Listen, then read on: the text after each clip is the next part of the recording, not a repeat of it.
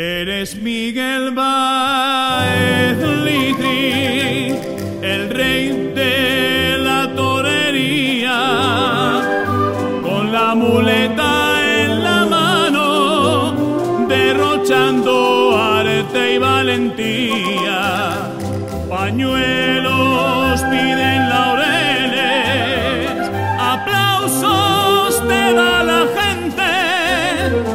Tu arte te ha consagrado y entre la torería no hay otro mejor.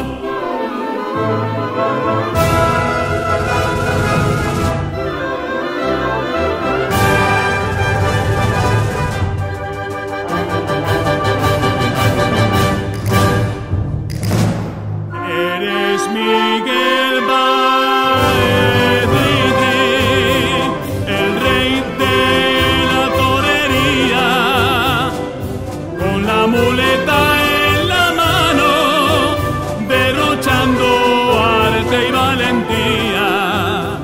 Pañuelos piden laureles, aplausos te da la gente.